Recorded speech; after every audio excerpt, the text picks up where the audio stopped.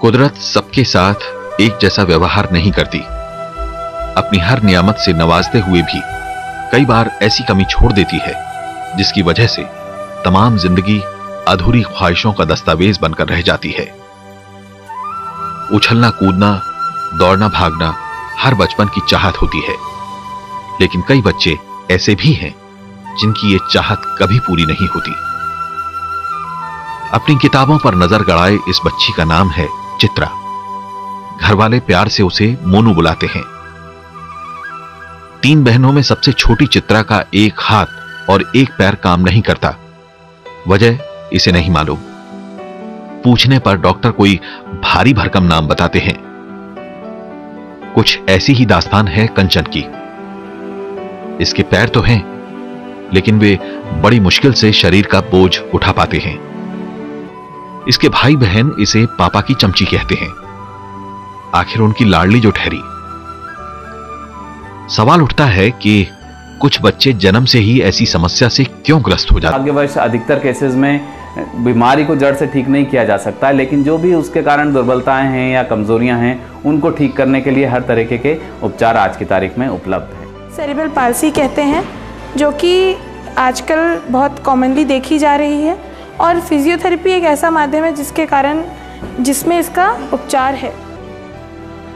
कंचन और चित्रा दोनों इसी समस्या से ग्रस्त हैं।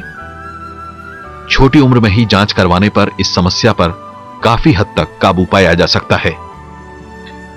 जैसे जैसे उम्र बढ़ने लगती है, इनकी संभावना भी कम होने लगती है।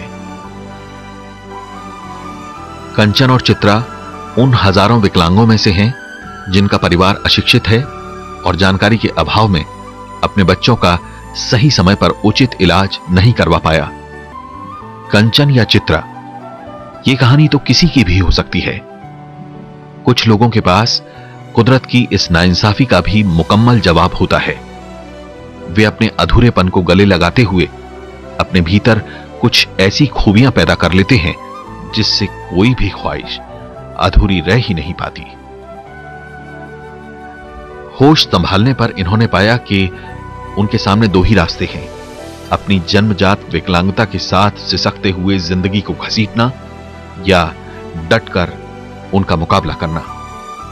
इन दोनों ही बच्चियों ने दूसरे रास्ते को चुना। ऐसा करना मुश्किल जरूर है, नामुमकिन नहीं। इनकी कोशिश आखिरकार रंग लाई। आज इनमें और किसी सामान्य बच्चे में खास अंतर नहीं है। यह अलग बात है कि इस अंतर को पाटने के लिए इन्हें कड़ी मेहनत करनी पड़ती है। कंचन और चित्रा अपने सारे काम खुद करती हैं। शुरुआत में घर वाले इनके भविष्य को लेकर काफी परेशान रहा करते थे, लेकिन इन्होंने यह साबित कर दिया कि पढ़ाई लिखाई से लेकर घर के कामकाज तक वे किसी भी आम बच्चे से कमतर नहीं हैं।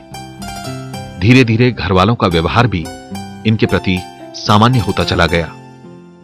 हम तो बराबर मानते हैं, जैसे बच्चे हैं अपने लड़के हैं, जैसे बच्ची वो भी है। और लड़कों से भी ज्यादा मानते हैं। हमारे लिए जैसे सामान बच्चे, जैसे सबकी बच्चियां अच्छी बच्चियां हैं, वैसे हम उसको भी मानती हैं। सुबह की शुरुआत होती है स्कूल जाने की तैयारियों से।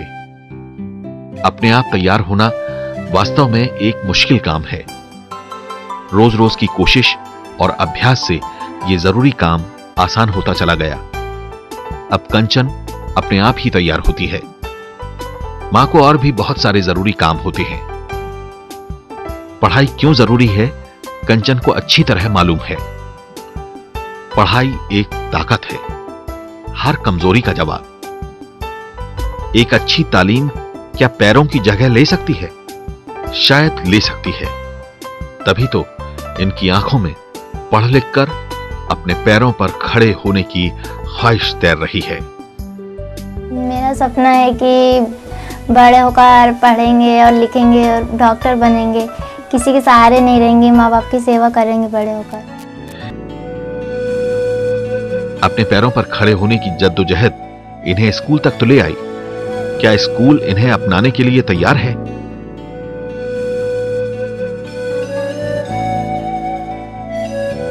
शुरू में यहां कुछ भी सही नहीं था।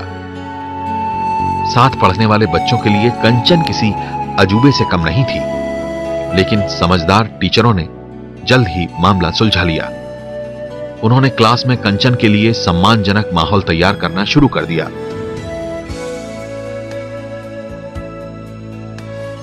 मैं कंचन की फ्रेंड हूँ और वो मुझे अच्छी लगती है, उसके साथ बैठना अच्छा लगता है और हम दोनों एक दूसरे की हेल्प करते हैं। कुछ ऐसा ही चल रहा था चित्रा के साथ। टीचरों के सहयोग से इनके मन का डर धीरे धीरे खत्म होता चला गया। साथ पढ़ने वाले बच्चे भी अच्छी तरह समझ गए कि अपने इस सहपाठी के साथ कैसा व्यवहार करना चाहिए।